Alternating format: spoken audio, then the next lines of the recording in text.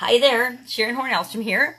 You can call me Pajama Grandma, of course. I'm pretty sure we've met because today is day 27 of the Supersize Challenge. If we haven't met yet, go ahead and put in the comments below pajama, because then I know that it's the first time that you're being exposed to the Pajama Grandma. Again, today is day 27, and today is all about resources. Now, there's all different kinds of resources that we have. And it says that it's trying to reconnect. So, hey Chad, good morning. I hope I'm not losing everybody. You know, the technical difficulties and challenges that we have doing Facebook Lives just makes it more fun and entertaining, right? Yep, day 27. I know, it's almost day, we only have a few more days for our challenge. And I hope that you've been going along day by day and doing each of the steps every single day. Because if you break it down and do a little bit every day, by the time we're done on day 30, you will have mapped out the entire process of supersizing your business. You'll have learned by doing and going through the process. And then it's just a matter of implementing it and doing it over and over and over again for different aspects of your business. But let's stay on topic and talk about resources today. So, what kind of resources do you have? What kind of resources do you need? What kind of resources do you want for your business? That's going to be our activity today. But let's talk about a couple of different categories of resources. There's human resources, of course, and we're not going to dive deep into that because in a couple of days, we are going to do a deep dive on team building, leadership, coaching, and how to manage and lead your team, and all about human resources. So there's human resources. There's raw materials. What raw materials do you need to do what it is that you do?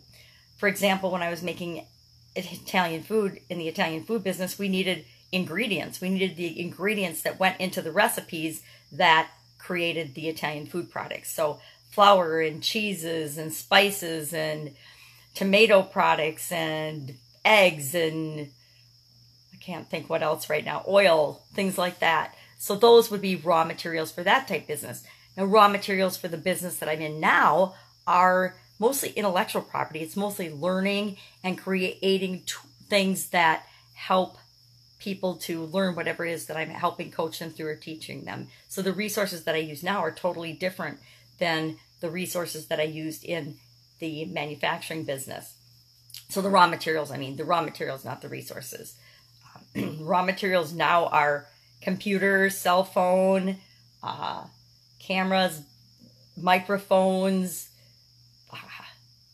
I guess mostly it's ideas and creating those and bringing those to life by bringing the ideas together and creating like PDFs and documents, videos, worksheets and things like that. So those are the raw materials that I use now. How about financial resources? And financial resources can be money that we're making and generating with our business and cash flow, or they can be resources from venture capitalists or investors or partners or strategic partnerships, things like that. Where are we getting the money that we need to do what it is that we want to do to supersize our business? Different tools. There's a whole category of tools that you need to, I guess that's where my computer and my cell phone would be. They would fall more under the category of tools that I use to do the online business. Equipment. What kind of equipment do you need to do what it is that you do? It might be copy machines, fax. Does anybody even have fax machines anymore? Boy, I just aged myself there. Copy machines, printing presses. It depends what type of a product you're producing. We had all kinds of equipment. We used to have sheeters and boilers and ovens and proof boxes and mixers, Hobart mixers. Love Hobart mixers. We had our secret proprietary equipment that nobody else knew about.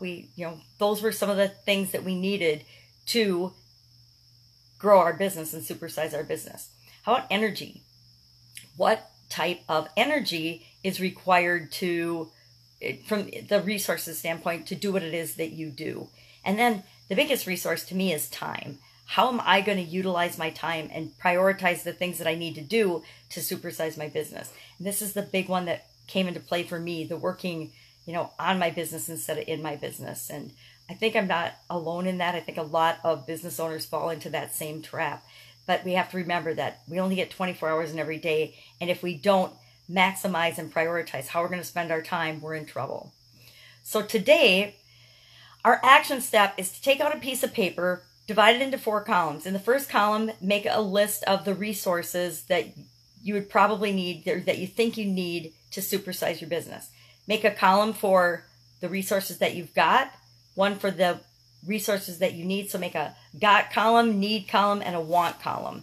And in each of those columns, start divvying up the types of resources. And then we take that list of resources and we think about how can we be resourceful to get our hands on these resources. Because chances are you don't have all the resources that you need and want to supersize your business right now. To get from where you are right now to where you want to be, chances are you're going to need some more resources. It takes a lot more resources to build $1 million business than it does a $100,000 a year business.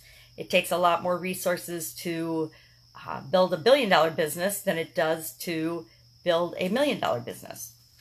So what you have right now is, I'm sure, inevitably not what you're going to need and want to supersize your business. So just start brainstorming a list of the things that you need and want and that you've got, and then your brain will start going to work and getting resourceful on how you can get those resources and how you can start to incorporate them into your plan of supersizing your business. That's it. Go out, make it an awesome day, and I'll see you tomorrow with day 28 of the Supersize Challenge. This was supposed to be a review day. I guess I could pop back through the last 6 or 7 days of what we've done. We talked about delegating, outsourcing, continuous improvement. Those were the last 3 steps. It's kind of a 9-step process to supersize your business. I say 4. It's 4 big steps, but that 4th step is really another 5 or 6 steps. The ugly truth about supersizing your business, we talked about that your business is only going to grow as fast as you, the leader of that organization, allows it to grow. Either you grow and expand to be the leader that can lead that business, or you get the heck out of the way and let the business grow and expand. And it doesn't mean you're still not the owner. It just means you don't expect that you can do everything, because none of us supersizes our business in a vacuum. We talked about, and I asked, hey, you got any questions?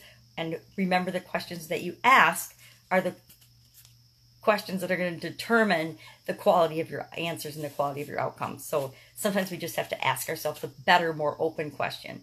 And then fears of action strategy. We did the letting go strategy yesterday. I hope you practice that, because it's amazing the impact that has on our ability to get things done, our ability to think outside the box and be resourceful instead of using the current situations that we don't have a certain resource as an excuse for not taking action and moving forward. That's it. Have a fantastic day. See y'all tomorrow. Pajama Grandma out.